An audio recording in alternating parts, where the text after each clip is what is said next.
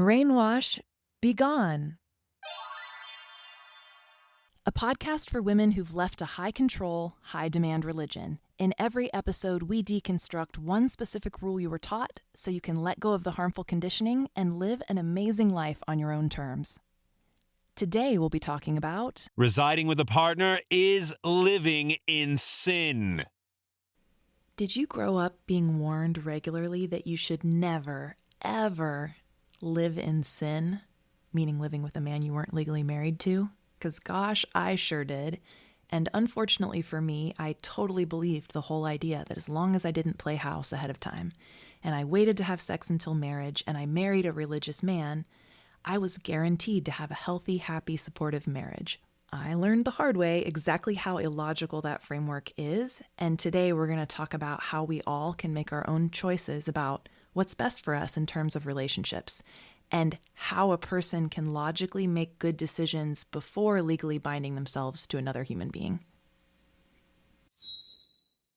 When I was growing up and when I was being indoctrinated into the dogma of my high control religion, I heard so many different reasons for the rules having to do with what they called sexual purity, or the rules about no sex before marriage or living together.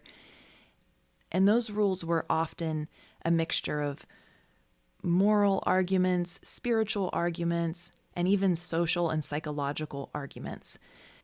And you likely heard a lot of those too. Stay sexually pure, living together, it means you're having sex, and that's morally wrong outside of marriage.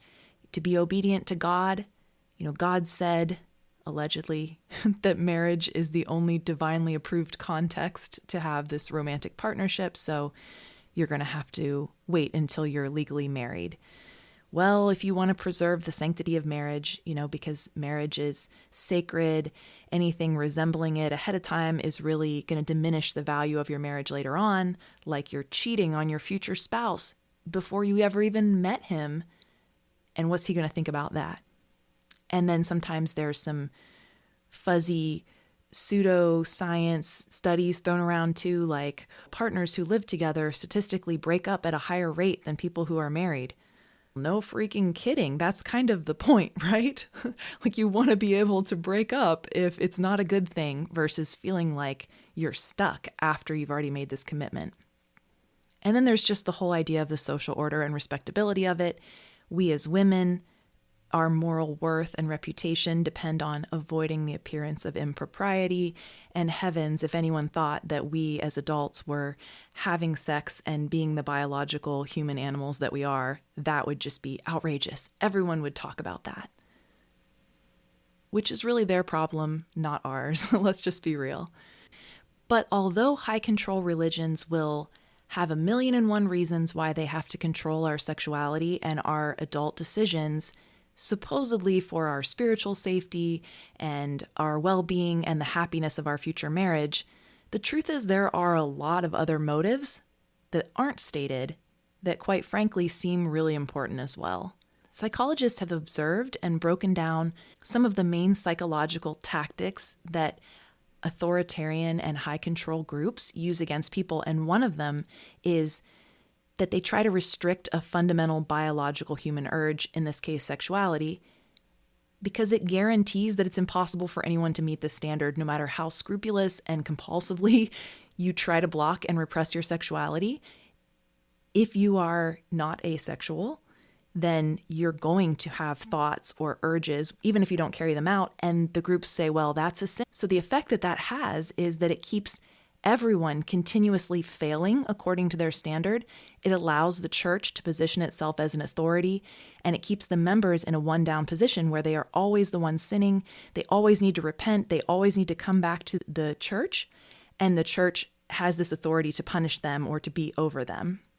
So it keeps you on this treadmill of shame and repentance and trying to meet an impossible standard, which perpetuates their control. And honestly, it's extremely effective, which is why repressing sexuality has been a tool of high control groups literally for millennia. These rules also control women and women's sexuality, because if you're regulating living arrangements, it makes women's bodies and choices a lot easier to monitor. And previously, before the invention of birth control and things like that, maybe there was a little bit more of a pragmatic reason for wanting people to be legally married before they were having sex, just so that children could be taken care of. So there was some way to say like whose kid this was or whatever. But we're not in a world like that anymore. And we're also not getting married at 12 and 13 anymore. It's a different situation. Another unstated motive is that it encourages early marriage. Because you have the biological urge to have sex and you can only do so within marriage, according to your group, you're probably just going to marry someone pretty quickly as soon as you're able to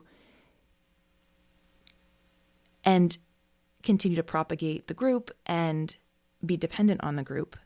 Often it also causes economic dependence because if you marry early, you haven't had time to develop yourself as an adult first and have any financial stability or earning power that you've already set up ahead of time. It also causes women, especially, to have a lack of knowledge about partner selection. The less information that women have about men and how to select them for compatibility, for kindness, for sexual satisfaction.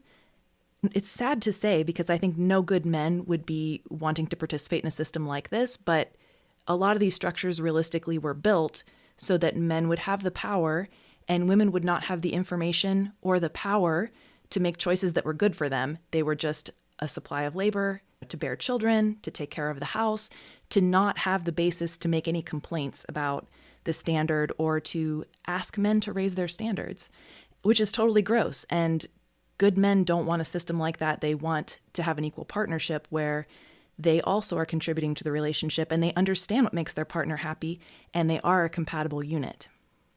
So there are several negative impacts that come for women, for men, for society in general when people follow this rule of avoiding living together before marriage or avoiding having sex before marriage. There are a lot of rushed or ill-informed marriages that happen. You might prematurely jump to get married, ignoring red flags, not even having time to see the red flags, not even knowing what red flags are because you've been kept away from the opposite sex. And you find out the hard way only after you're married, and it's a very serious situation. There can be a lot of shame and anxiety that people experience if they are living together or even considering it, or even after marriage because they're so used to these prohibitions on their sexuality and their way of being that doesn't just disappear overnight once you're married to someone.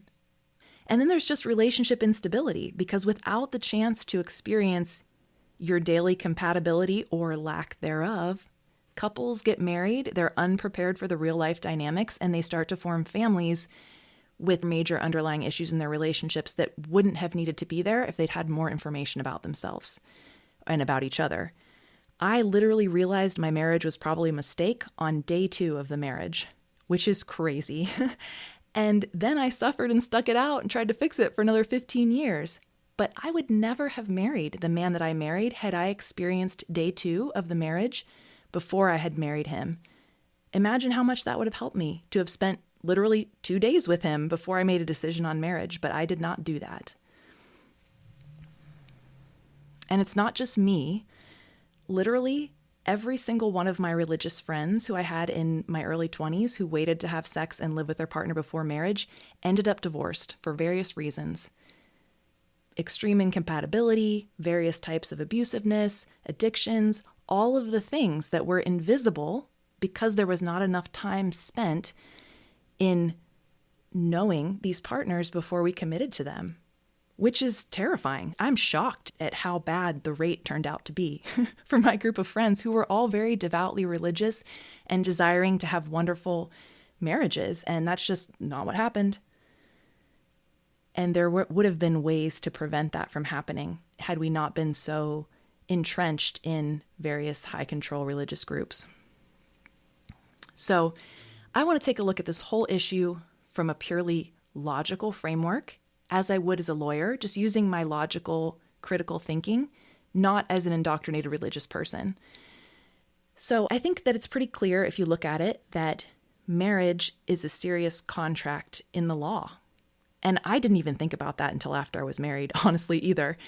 Yes, there are protections like your children in a lot of states, and this could vary across the world, but usually there's some sort of system that, children that are born in the marriage are deemed to be, that's the father legally, and that can have advantages.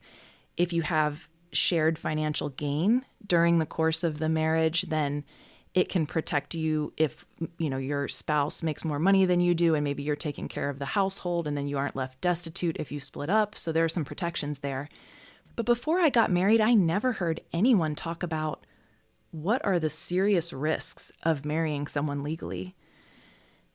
And this is, of course, I have to say, this is not legal advice about your specific jurisdiction, but in general, in a lot of states here in the United States and in a lot of places in the world, when you are married to someone, you're responsible for debts that they take on. So if they take out secret credit cards, if they are spending all the money on addictions, or they're just bad at finances, they don't save, they use the money, even use it when you don't know, you didn't agree to it. Maybe they have a secret life that they're funding. Guess what? It's your problem because you're legally married to them, and you can be liable for paying back those debts. And it's not stealing from you in a lot of cases if you're married. So if they wipe out the account for something that you didn't agree to, it's not like some stranger wiping out your account. It's like you're married. And in many cases, you have this joint financial life where they can significantly harm you financially. And yeah, there can be ways to kind of separate your finances and have prenuptial agreements, and great, but in religious groups, we all know that that stuff is not happening. People are not taking those kinds of precautions at all. It also can put you at very significant physical risk when you live with someone. Statistically, women are much more likely to be physically harmed at home than in public by a stranger. How terrifying is that? So your choice of who you live with as a partner impacts your financial health, your physical safety in a lot of cases, and sometimes the trajectory of your future. You could actually be on the hook to financially take care of a deadbeat spouse simply because you were married to them for a long time. I know several women who were in long-term marriages where the woman got an education, she was supporting the family, the man was chronically unemployed or had various problems and kept dragging the family down, and then once she got sick of it and finally got a divorce, those women paid alimony to the man after divorcing, sometimes for years. Because they were legally married, they were still responsible to some degree for that person that they'd married even after divorcing, which could be a tough pill to swallow after facing years and years of problems in a marriage. Not to mention, your life trajectory and emotional health is so seriously impacted by who your day-to-day partner is. If you're emotionally abused, if you have a partner with a personality disorder, if you simply have the feeling that your partner doesn't fundamentally understand you, those things cause pain at a very deep level and loneliness at a very deep level that no one else can really impact you at that level other than your day-to-day primary partner. So in other words, it's a huge, huge, huge risk to legally tie yourself to someone that you don't know well. So if it's such a serious commitment, and there are these big risks, what are the logical steps that a person could take to screen someone to reduce the risk that their partner would harm them in any of these ways? Well, you're going to need some knowledge. You're going to need to collect some data. You're going to need to observe the partner over time. You're going to want to date them for a significant period of time, at least a year, maybe longer. You're going to want to see them in a lot of different scenarios and situations over time. People can fake good behavior for a certain amount of time, but the cracks will always show after a while. You're going to want to have had a serious fight with that person to see how they treat you when they are very angry, very upset, when they're provoked and being their worst selves. You want to know what that looks like before you commit to someone. We've all got our stuff and our moments of not the best ways of being, but some people are downright dangerous.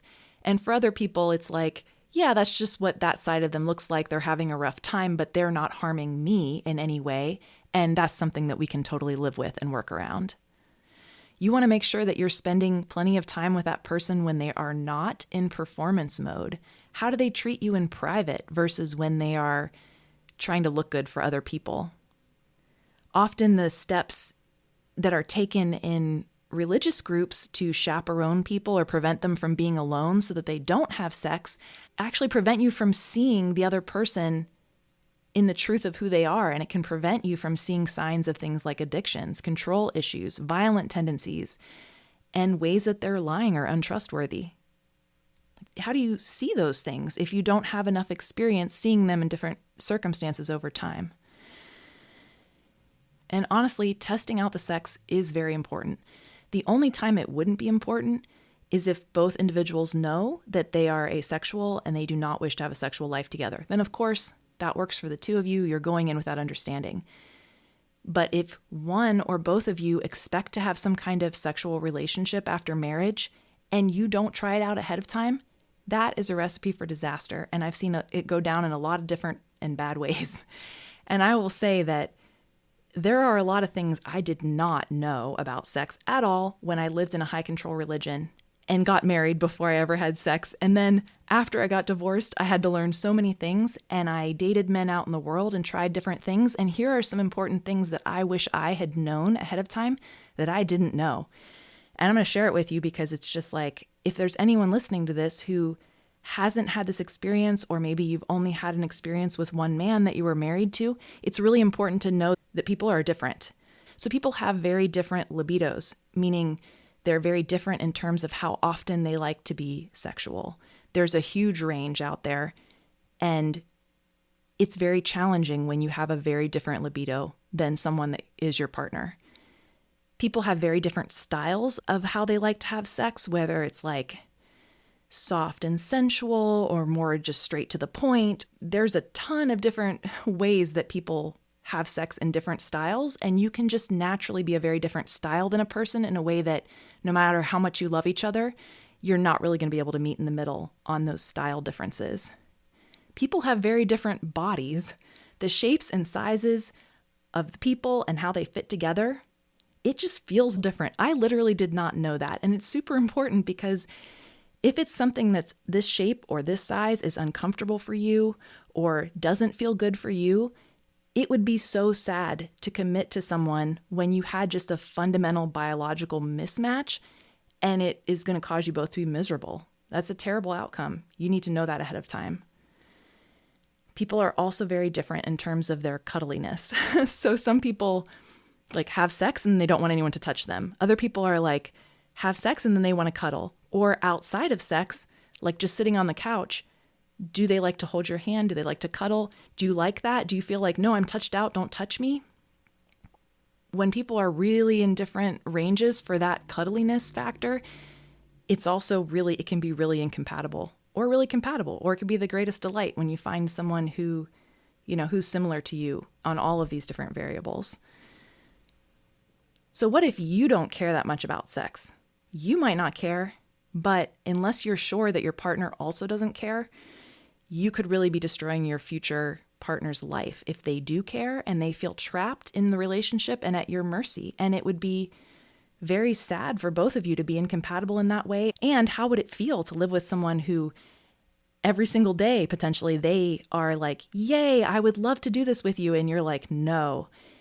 Both of you are going to be miserable. There's no real compromise in this situation. So even if you feel like it doesn't matter a ton to you, it would be great to figure out how much it matters to them and in what context before you're making this commitment for both of your future happiness. But will the data collection of figuring these things out ruin your future marriage? A lot of groups say this. I used to believe it, and fortunately, I no longer do believe that. First of all, it's just totally illogical. Secondly, I am now in a relationship with a wonderful man who I deeply love, respect, and I'm very compatible with in every dimension. The relationship I have with him is how I thought my marriage would be, but it totally wasn't. And the fact that I had a failed marriage and then lots of dating experience and a handful of boyfriends over several years after I got divorced until I met the man I'm with currently did not make having a good relationship impossible. In fact, I think it made it better because I had knowledge about what I wanted. I had knowledge about what type of person I'm compatible with, what I'm seeking. I'm much more mature from having had these experiences. And he's much more mature from his own relationship journey. And I think he actually probably feels more secure knowing that it's not from lack of knowledge that I'm with him, but I tried the things and I know that he's my favorite kind, you know? Like, how beautiful is that? It's just simply not true that you can use up that relationship juice and then you can't have a good relationship after that. That's just totally silly. You don't have to believe that that's true, even if that's what you were taught. So don't let anyone convince you that knowledge harms you. That is such a common thread in so many topics in high control religions, because keeping knowledge away from you is clearly about controlling you. It's not about your actual best interest. And it's extremely reasonable to have as much knowledge as possible about your partner and yourself before forming a serious legal bond with someone. A lot of the proponents of waiting until marriage who are happy in their marriages just literally lucked out. And that's great for them. That's nice. But there are a ton of people who do not luck out in this way. Being religious and following the other tenets do not guarantee that you're going to luck out in that way. And in some ways, I'm almost happy that I had the opposite of lucking out in my marriage, because I probably would have been just smug and self-congratulatory and all about my excellent, decision-making that caused me to have a great marriage. Instead, I had a bad experience. It was hell on earth and psychological torture to be married to that man, and escaping him was the best thing I ever did in my entire life, which brought me these experiences, which I'm happy to share with all of you in hopes that it would help someone who's in this process or someone who's thinking about all of these things, deliberating in your own life. So some parting thoughts from me about relationship morality. I think consent, mutual respect matter a ton more than marital status. I think cohabitation can be a totally responsible way to assess your compatibility, your communication, your shared values, and that's good for everyone involved. Moral behavior is not determined by living arrangements, but by your honesty, your care, your integrity in your relationships. And I think adults are perfectly capable of making ethical decisions without institutional control, and they deserve to make their own decisions. You deserve to make your own decisions, whatever's best for you.